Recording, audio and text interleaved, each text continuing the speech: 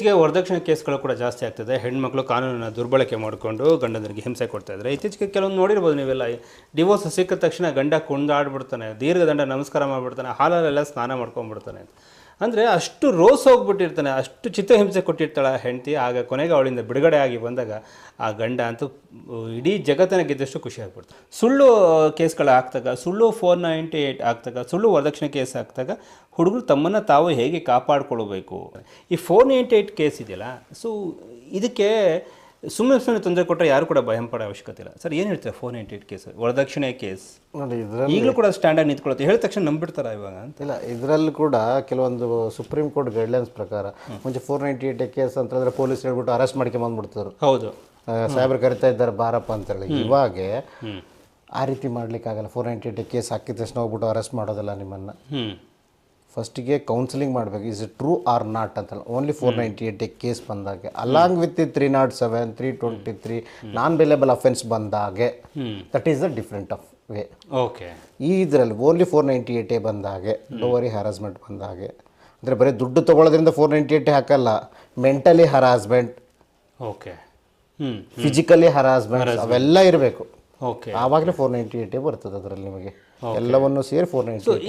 ಈ ಒಂದು ಸುಳ್ಳು ಕೇಸ್ ಹಾಕಕ್ಕೆ ಬಂದಂಥ ಹೆಣ್ಮಕ್ಳು ಏನಿರ್ತಾರೆ, ಮದುವೆ ಆದ ಹೆಣ್ಮಕ್ಳು, ಸೊ ಅದರಿಂದ ಎಸ್ಕೇಪ್ ಆಗೋದು ಹೆಂಗೆ ಗಂಡಸರು ಅಂತ ನೋಡಿ. ಅದಕ್ಕೋಸ್ಕರ legal battle own by the husbands ಅಂತ ಹೇಳಿ ಬುಕ್ಕನ್ನೇ ಬರೆದ್ಬಿಟ್ಟಿದ್ದಾರೆ. ಏನು ಇಷ್ಟು ದಪ್ಪ ಬುಕ್ ಇದೆಯಲ್ಲ, ಇದೆಲ್ಲ ಏನು ಸರ್ ಇದು, ಈ ಬುಕ್ ಇಷ್ಟು ದಪ್ಪ? ಯಾವ ರೀತಿ ನಾವು ಹುಡುಗಿಯರ ನಮ್ಮ ಮೇಲೆ ಕೇಸ್ ಹಾಕಿದೆ, ಇಟ್ ಮೀನ್ಸ್ ಕೇಸ್ ಹಾಕ್ದಾಗ ನಾವು ಹೆಂಗೆ ಯಾವ ರೀತಿ ಗೆಲ್ಲಬೇಕು. ಇಷ್ಟು ದಪ್ಪ ಇದೆಯಲ್ಲ, ಯಾಕಂದ್ರೆ ಫಾಲ್ಸ್ ಕೇಸ್ ಹಾಕಿದ್ದು ಸುಮಾರು ಫಾಲ್ಸ್ ಕೇಸ್ ಇರೋದು. 90% ಫಾಲ್ಸ್ ಇರ್ತದೆ, 10% ಇದ್ರ ಪ್ರಾಂಪ್ಟ್ ಕೇಸಸ್ ಇರ್ತದೆ. ಈ 90% ಕೇಸ್ ಗೆದ್ದಿರೋ ಕೇಸ್ಗಳನ್ನ ಸಪ್ರೇಟ್ ಆಗಿ ಯಾವ ರೀತಿ ಗೆದ್ದಿದ್ದೀವಿ ಅನ್ನೋದಕ್ಕೆ ಒಂದು ಫೈಲ್ ಇದು. ಓಕೆ, ಅಂದ್ರೆ ಈ ಕೇಸಸ್ ಎಲ್ಲ ಕೋರ್ಟಿಂದ ಸೇರಿಸಿ ತೆಗೆದು ಒಂದು ಬುಕ್. ಹೌದು ಹೌದು ಹೌದು. Legal battle one by husband ಅಂದ್ರೆ ಕಾನೂನಿನ ಹೋರಾಟದಲ್ಲಿ ಗಂಡನಿಗೆ ಜಯ ಆಗಿರೋದು ಅಂತ.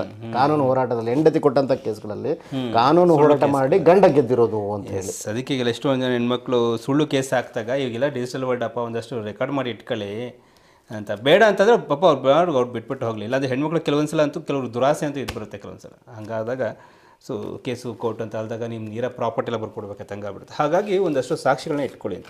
ಅಂದರೆ ಸುಳ್ಳು ಕೇಸ್ಗಳು ಹಾಕ್ದಾಗ ನಾವು ಅದನ್ನು ಚಾಲೆಂಜ್. ಹೌದು ಹೌದು ಹೌದು. ಮನೆ ಒಂದು ಹೆದರಂತ ಅವಶ್ಯಕತೆ ಇಲ್ಲ, ಕೇಸ್ ಕೊಟ್ಟ ತಕ್ಷಣ ಅವಶ್ಯಕತೆ. ಇವಾಗ ಏನಾಗಿದೆ ಅಂದ್ರೆ ಅದೇ ಒಂದು ದಂಧೆ ಅಂತಾರೆ ನಮ್ಮ ದಂಧೆ ಅಂದ್ರೆ that is the practising every time. ಅದೇ ಪ್ರಾಕ್ಟೀಸ್ ಆಗ್ಬಿಡುತ್ತೆ. ಮೊನ್ನೆ ಒಂದು ನಾಗಪ್ರಸನ್ನ ಸಾಹೇಬ್ರ ಜಜ್ಮೆಂಟ್ ಇದರಲ್ಲಿ ಬಂತು. 7 ಜನ ಮದುವೆ ಆಗಿರ್ತಾಳೆ ಆಕಿ. ಇಲ್ಲಿ ಬಿಡೋದು, ಮತ್ತೊಂದು ಮದುವೆ ಆಗೋದು, ಮತ್ತೊಂದು ಬಿಡೋದು, ಮತ್ತೊಂದು ಮದುವೆ ಆಗೋದು, ಮತ್ತೊಂದು ಬಿಡೋದು, ಮದುವೆ ಆಗೋದು. ಮದುವೆ ಆದ ತಕ್ಷಣ ಅವ್ನು ಗಂಡನಿಗೆ ಎದಸ್ಬಿಡೋದು, ದುಡ್ಡು ಕೊಡಿಲ್ಲ 498 ಕೇಸ್ ಹಾಕ್ತೀನಿ, ಅದು ಡೋವರಿ ಕೇಸ್ ಹಾಕ್ತೀನಿ. ಅದು ಪಾಪ ಈಗ ಜನಗಳಿಗೆಲ್ಲ ಭಯ ಅಲ್ಲ, ಯಾಕೆ ಕೋರ್ಟು ಪೊಲೀಸ್ ಸ್ಟೇಷನ್ ಬೇಡ ನನಗೆ ಅಂತ ದುಡ್ಡು ಕೊಟ್ಟು ಸರ್ಕೊಂಡು 7 ಜನ ಮೇ ಬಿ 6 ಅನಿಸುತ್ತೆ. ಕೊನೆಯದು ಸಾಹೇಬ್ರ ಮುಂದೆ ಬಂದಾಗ ಈ 6 ಕೇಸ್ಗಳನ್ನು ತಂದು ಇಡ್ತಾರೆ ವಕೀಲರು ನೋಡಿ ಅಂತ ಹೇಳಿ. ಇಲ್ಲಿ ವಕೀಲರದ್ದು ನೋಡಿ ಇನ್ವೆಸ್ಟಿಗೇಷನ್ ಕಲೆಕ್ಟ್ ಮಾಡ್ಕೊಂಡಿರ್ತಾರೆ, ವಕೀಲ ಕಲೆಕ್ಟ್ ಮಾಡ್ಕೊಂಡಿರ್ತಾರೆ ಡಾಕ್ಯುಮೆಂಟ್ಸ್ಗಳನ್ನು, ಎಲ್ಲೆಲ್ಲಿ ಏನೇನಾಯಿತು ಅಂತ ಹೇಳಿ. ಸೊ ಅಂಥ ಕೇಸ್ಗಳು ಬಂದಾಗೆ ನೀವು ಅದನ್ನೆಲ್ಲ ರೆಕಾರ್ಡ್ಸ್ ಮಾಡಿ ಇಟ್ಕೊಳ್ಳಿ.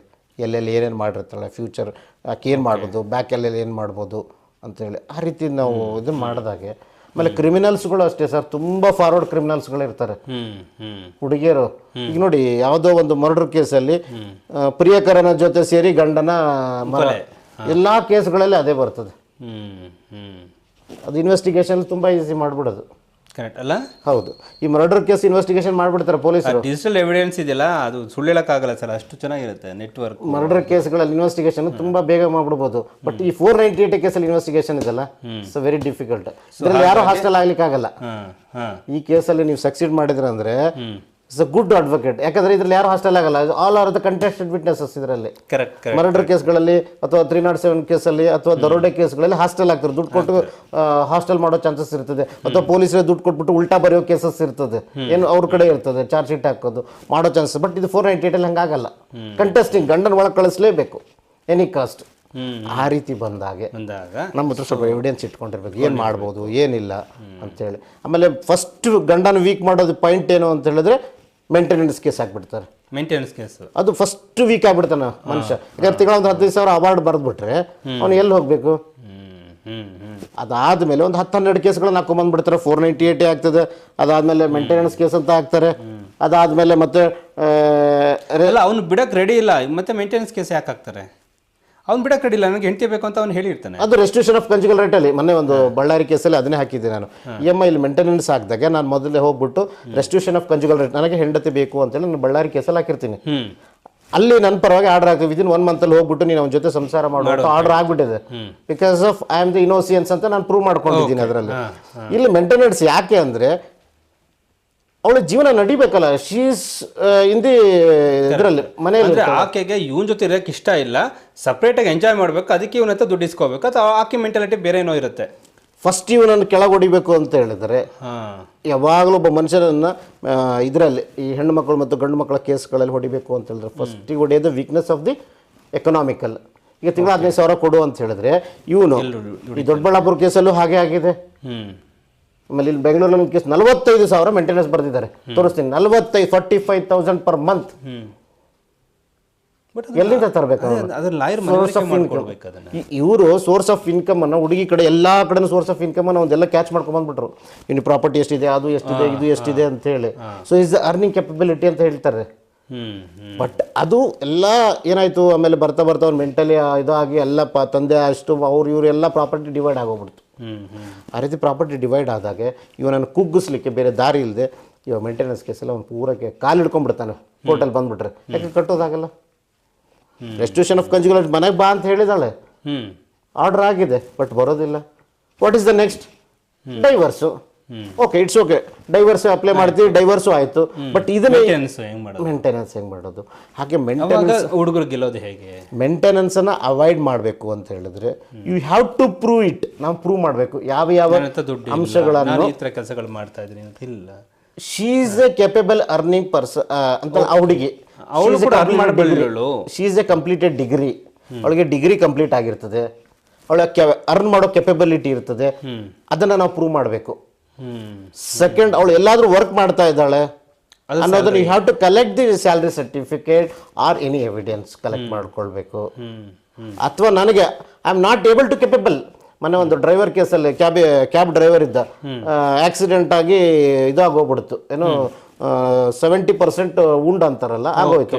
ಸೊ ಅವನು ಇವಾಗ ಕೊಡ್ಲಿಕ್ಕೆ ಎಲ್ಲ ಆಗ್ತದೆ.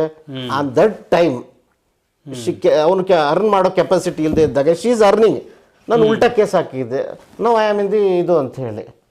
ಆ ಟೈಮಲ್ಲಿ ನಮಗೆ ಸೊ ಅಂದ್ರೆ ಏಕಾಏಕಿ ಹುಡುಗಿ ಮೇಂಟೆನೆನ್ಸ್ ಕೇಸ್ ಹಾಕೋದಕ್ಕಿಂತ ಮುಂಚೆ ಗಂಡಸರು ಮಾಡ್ಬೇಕಂದ್ರೆ ನಾವು ಹುಡುಗರು ಮಾಡ್ಬೇಕಂತ ಕೆಲಸ ಏನಂತಂದ್ರೆ ಆಕೆ ಎಲ್ಲಿ ಕೆಲಸ ಮಾಡ್ತಾ ಇದ್ದಾಳೆ, ಆಕೆ ಸ್ಯಾಲರಿ ಸ್ಲಿಪ್ ಏನು, ಆಕೆನೂ ಕೂಡ ಆರ್ಥಿಕವಾಗಿ ಚೆನ್ನಾಗಿದ್ದಾಳೆ, ಬಟ್ ನನಗೆ ಬರ್ತಿರೋದು ಇಷ್ಟೇ ಸಂಬಳ, ನಾನೇ ಬದುಕೋಕೆ ಆಗ್ತಿಲ್ಲ, ನಾನು ಹೆಂಗೆ ಮೇಂಟೆನೆನ್ಸ್ ಕೊಡಬೇಕು ಅಂತ ಇವನು ರೆಡಿ ಮಾಡ್ಕೋಬೇಕು. ನ್ಯಾಯಾಲಯಕ್ಕೆ ಮನವರಿಕೆ ಆಗುತ್ತೆ. ಆಮೇಲೆ ಐಡಲ್ ವುಮೆನ್ ಕೆನಾಟ್ ಬಿ ಅಂತ ಹೇಳ್ತಾರೆ. ಅಂದ್ರೆ ಓದ್ಬಿಟ್ಟು ರ್ಯಾಂಕ್ ಬಂದು ಎಲ್ಲ ಇರ್ತಾಳೆ, ಹೋಗಿ ದುಡಿಯೋಕೆ ಆಗಲ್ಲ ಅಂತ ಬಂದಾಗ ಕೋರ್ಟಲ್ಲಿ ಸ್ಪಷ್ಟವಾಗಿ ಹೇಳಿದಾರೆ ಕೋರ್ಟಲ್ಲಿ, ನೀ ದುಡ್ಕೋ ಹೋಗು ಅಲ್ಲ. ಬಟ್ ಓಕೆ, ಅವಳು ಆ್ಯಕ್ಚುಲಿ ಮನೇಲೇ ಇರ್ತಾಳೆ, ಹೌಸ್ ವೈಫ್ ಆಗಿರ್ತಾಳೆ, ಅವಳು ಡೈವರ್ಸ್ ಬೇಕು, ಅವಳು ಮೇಂಟೆನೆನ್ಸ್ ಕೊಡಬೇಕು. ಅವಾಗ ಏನು ಮಾಡೋದು? ಗಂಡನ ಜಾಸ್ತಿ ದುಡಿತಾ ಇರಲ್ಲ, ಅವ್ನು ದುಡಿತಾ ಇದ್ದ ಒಂದು 15,000 ಆಗಿರುತ್ತಲ್ಲ, ಏನು ಮಾಡೋದು? ಸೊ ಅದಕ್ಕೋಸ್ಕರ ಡೈವರ್ಸ್ ಆದರೆ 1 ಟೈಮ್ ಸೆಟಲ್ಮೆಂಟ್ ಅಂತ ಹೋಗೋದು ಬೆಟರ್. ಇಷ್ಟು ದುಡ್ಡು ಕೊಡ್ತೀನಿ ಸರ್ಕೊಂಡು, ಬಿಕಾಸ್ ಅವ್ರ ಹಿಂದ್ಗಡೆ ಬ್ಯಾಕ್ಗ್ರೌಂಡ್ ನೋಡ್ಬೇಕಾಗ್ತದೆ. ಮಕ್ಕಳೇನಾದರೂ ಇದ್ದಿದ್ರೆ who is the responsibility of the child? ಇವ್ರು ಗಂಡ ತಗೋಬೇಕು, ಹೆಂಡತಿ ತಗೋಬೇಕು. ಸರ್ ಆಯಿತು, ಮೇಂಟೆನೆನ್ಸ್ ನಡೀತಾ ಇದೆ, ನೀವು ಹೇಳ್ದಂಗೆ ಒಂದೇ ಒನ್ ಟೈಮ್ ಸೆಟಲ್ಮೆಂಟ್ ಹಂಗೆಲ್ಲ ಆಯಿತು ಅಂತ ಹೇಳಿದ್ರಿ. ಸೊ ನೆಕ್ಸ್ಟ್ ಅವಳು ಕೆಲಸ ಹೋಗಕ್ಕೆ ಶುರು ಮಾಡಿದ್ರೆ 1 ಟೈಮ್ ಸೆಟಲ್ಮೆಂಟ್ ಆದ್ಮೇಲೆ ಮುಗಿದು ಡಿಸ್ಪೋಸಲ್ ಆಫ್ ದಿ ಕೇಸ್. ಆಮೇಲೆ ಆಕೆ ಏನಾರಾಗಲಿ ಇವ್ರು ಏನಾದರೂ ಆಗಲಿ, ದಟ್ ಇಸ್ ಅ ಡಿಫ್ರೆಂಟ್. ಇವರ ಸಂಬಂಧ ಇದ್ರೂ ಕೂಡ ಮೇಂಟೆನೆನ್ಸ್ ಕೊಡ್ತಾನೆ ಇರಬೇಕು. ಅವಳು ಬೇರೆ ಮದುವೆ ಆಗೋಕ್ಕೂ ಆಗಲ್ಲ, ಅವಳು ಬೇರೆ ಮದುವೆ ಆಗ್ಬಿಟ್ರೆ ಮೇಂಟೆನೆನ್ಸ್ ಹೌದು, ಮೇಂಟೆನೆನ್ಸ್ ಕೊಡೋಲ್ಲ. ಯಾಕಂದ್ರೆ ಆಕೆಯನ್ನು ನೋಡ್ಲಿಕ್ಕೆ ಮತ್ತೊಬ್ಬನು ಇರ್ತಾನಲ್ಲ ಗಂಡ, ದೆನ್ ಮೇಂಟೆನೆನ್ಸ್ ಕಟ್ ಆಗ್ತದೆ. ಸೊ ಅದನ್ನು ನೀವು ನೋಡ್ಕೊಳ್ಳಿ. ಅಕಸ್ಮಾತ್ ಆಕೆ ಬೇರೆದವ್ರ ಜೊತೆ ಇರೋದು ಅಥವಾ ಬೇರೆದವ್ರ ಜೊತೆ ಅಫೇರ್ ಇದೇನೋ ಏನೋ, ಅದು ಡಿವೋರ್ಸ್ಗೂ ಹೋಗುತ್ತೆ, ಮೇಂಟೆನೆನ್ಸ್ಗೂ ತಮಗೆ ಹೆಲ್ಪ್ ಆಗುತ್ತೆ. ಅದರಿಂದ ಮೇಂಟೆನೆನ್ಸ್ ಎಸ್ಕೇಪ್ ಆಗ್ಬೇಕಾದ್ರೆ ಮೇನ್ ಅವ್ರು ಏನು ಕೆಲಸ ಮಾಡ್ತಾಳೆ, ಎಲ್ಲಿ ಕೆಲಸ ಮಾಡ್ತಾಳೆ, ಎಷ್ಟು ಸಂಪಾದನೆ ಮಾಡ್ತಾ ಇದ್ದಾಳೆ, ಅವಳು ಬ್ಯಾಂಕ್ ಬ್ಯಾಲೆನ್ಸ್ ಎಷ್ಟಿದೆ, ಅವ್ರದ್ದು ಬ್ಯಾಕ್ಗ್ರೌಂಡ್ ಕೂಡ ನೋಡ್ಕೊಳ್ಬೇಕು. ಇವಾಗ ಇತ್ತೀಚೆಗೆ ಮೊನ್ನೆ ಒಂದು ಜಜ್ಮೆಂಟಲ್ಲಿ ಓದಿದೆ, ಈಗ ಹೆಣ್ಮಕ್ಳಿಗೆ ಅಧಿಕಾರ ಇದೆ ಕೇಸ್ ಇದರಲ್ಲಿ ತಂದೆ ಆಸ್ತಿ. ಆ ಹೆಣ್ಣು ಮಕ್ಕಳ ತಂದೆ, ಆ ಬಳ್ಳಾರಿಯಲ್ಲಿ ಕೇಸಲ್ಲಿ ಹೆಣ್ಣು ಮಕ್ಕಳ ತಂದೆ ಇಸ್ ದ ಮೈನಿಂಗ್ ಓನರ್. ಬೇಕಾದಷ್ಟು ಆಸ್ತಿ ಇದೆ. ಇಂಟೆನ್ಷನ್ಲಿ ಇವನು ಪಾಪ ಅದೊಂದು ಜಿಂದಾಲ್ ಅಂತ ಒಂದು ಕಂಪನಿಯಲ್ಲಿ ಕೆಲಸ ಮಾಡ್ತಿದ್ದ, ಸ್ಮಾಲ್ ಕಂಪನಿಯಲ್ಲಿ. Jindal is normal company.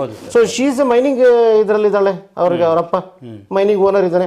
On that time background of the ಹೆಣ್ಮಗಳದು ಅದನ್ನು ಕೂಡ ನಾವು ನೋಡ್ಬೇಕಾಗ್ತದೆ.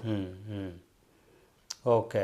ಸೊ ಅವಾಗಲೂ ಕೂಡ ತಂದೆ ಮನೆಯಿಂದ ಆಸ್ತಿ ಆಕೆಗೂ ಬರುತ್ತೆ, ಹೌದು, ಹಾಗಾಗಿ ಮೇಂಟೆನೆನ್ಸ್ ಕೊಡಕ್ಕೆ ಬರಲ್ಲ ಅಂತ ಅದು ಕೂಡ ಹೇಳ್ಬೋದು. ಹೇಳ್ಬೋದು. ಈಕೆ ಓದಿದ್ರೆ ಸೊ ಈಕೆ ಕೆಲ್ಸಕ್ಕೆ ಹೋಗ್ಬೋದಲ್ಲ, ನೀನು ಯಾಕೆ ಮೇಂಟೆನೆನ್ಸ್ ಕೇಳ್ತೀಯ ಅಂತ ಅದನ್ನು ಕೂಡ ಒಂದ್ಸಲ ಹುಡುಗ ಅದನ್ನ ಕೇಳಬಹುದು. ನ್ಯಾಯಾಲಯದ ಮನವರಿಕೆ ಮಾಡಿಕೊಡು. What is the source of the income of wife ಅಂತಕ್ಕಂಥ ನಾವು ಸೋರ್ಸ್ ಅಂತ ತಂದು ಕೊಟ್ಟಾಗೆ, ನ್ಯಾಯಾಲಯದ ಮುಂದೆ ತೋರಿಸಿದಾಗೆ ನ್ಯಾಯಾಲಯ ಅದನ್ನು ತಮಗೆ ಎಕ್ಸೆಪ್ಟ್ ಮಾಡುತ್ತೆ. ಅಕಸ್ಮಾತ್ ಅವಳು ಕೆಲಸನೇ ಮಾಡ್ತಾ ಇಲ್ಲ, ಕೆಲಸ ಮಾಡೋಕ್ಕಾಗಲ್ಲ, ಅವ್ಳಿಗೆ ಅವಲಂಬಿತವಾಗಿ ಮಕ್ಕಳು ಇದ್ದಾರೆ ಅಂತ ಅನ್ನೋದಾಗ ಸೆಟ್ಲ್ಮೆಂಟ್ ಮಾಡಿ ಬಿಟ್ಬಿಡು. ಅದು ಫೈನಲ್ ಸೆಟ್ಲ್ಮೆಂಟ್ ಮಾಡಿಬಿಟ್ರೆ ಒಳ್ಳೇದು. ಅದು ಯಾಕಂದ್ರೆ ನಿಮಗೂ ಏನಾದ್ರು ಮಾಡ್ಕೋ ಹೋಗು. ಇನ್ನೊಂದು ಕೇಸ್, ಇದೊಂದು ರೀಸೆಂಟಾಗಿ ಒಂದು ಕೇಸಲ್ಲಿ ಆಕೆ ಪೈಲಟ್ ಆಗಿ ವರ್ಕ್ ಮಾಡ್ತಿರ್ತಾಳೆ ಬ್ಯಾಂಗ್ಳೂರಲ್ಲಿ. ಪೈಲಟ್ ಆಗಿ ವರ್ಕ್ ಮಾಡ್ತಿರ್ತಾಳೆ. ಗಂಡಗ ಹಸ್ಬೆಂಡ್ಗೆ ಡಿಸ್ಪ್ಯೂಟ್ ಬಂದಾಗೆ ಆಕೆ ರಿಸೈನ್ ಮಾಡಿ ಬಂದು ಮನೆಗೆ ಕೊಡ್ತಾಳೆ. Because he also one of the pilot. ಅವ್ನು ಸಂಬಳ ತಿನ್ಬೇಕು ಅಂತ ಬರ್ತಾಳೆ. ಸೊ ಈ ಇಂಟೆನ್ಷನ್ ಮೇಲೆ ಅಲ್ಲಿ ರಿಸೈನ್ ಮಾಡ್ತಾಳೆ. ಅವಾಗ ನೆಕ್ಸ್ಟ್ ಅದು ಕೇಸ್ ಫೈಲ್ ಮಾಡಿದ್ವಿ. ಅದು ಕೂಡ ಕೋರ್ಟ್ ಮುಂದೆ ಬಂತು. ಅಲ್ಲಿ ಆರ್ಡರ್ ಮಾಡಿದ್ರು, why are you giving the resign ಅಂತ ಹೇಳಿದಾಗೆ ನಾವು ಪ್ರೂವ್ ಮಾಡಿದ್ದೇನು ಅಂತ ಹೇಳಿದ್ರೆ ಇಂಟೆನ್ಷನಲಿ ಅನ್ನೋದು ಪ್ರೂವ್ ಮಾಡಿದ್ವಿ. ನನ್ನ ಕಡೆ ಮೇಂಟೆನೆನ್ಸ್ ತಗೊಂಡು monthly maintenance or full time settlement ಅಂತ ಮಾಡ್ಕೊಂಡು ಹೋಗಿ ಜಾಯ್ನ್ ಆಗಬೇಕಂತ ಇನ್ ಫ್ಯೂಚರ್ ಇತ್ತು ಅವ್ರದ್ದು. ಅದನ್ನು ನಾನು ಪ್ರೂವ್ ಮಾಡಿದ್ದಕ್ಕೆ ಆ ಮೇಂಟೆನೆನ್ಸ್ ಅಲ್ಲಿಗೆ ನಿಲ್ತು. Because she is a qualified ಅಲ್ವಾ. ಎಸ್, ಇದು 498. ಹುಡುಗರು ಹೇಗೆ ಈ ವರದಕ್ಷಿಣೆ ಕೇಸಿಂದ ಎಸ್ಕೇಪ್ ಆಗಬೇಕು ಅಂದರೆ ಏನು ತೊಂದರೆನೇ ಕೊಡದೇ ಇದ್ರೂ ಕೂಡ ಸುಳ್ಳು ಕೇಸ್ಗಳು ಆಗ್ತಾಗ, ಸುಳ್ಳು 498 ಆಗ್ತಾಗ, ಸುಳ್ಳು ವರದಕ್ಷಿಣೆ ಕೇಸ್ ಆಗ್ತಾಗ ಹುಡುಗರು ತಮ್ಮನ್ನು ತಾವು ಹೇಗೆ ಕಾಪಾಡಿಕೊಳ್ಬೇಕು.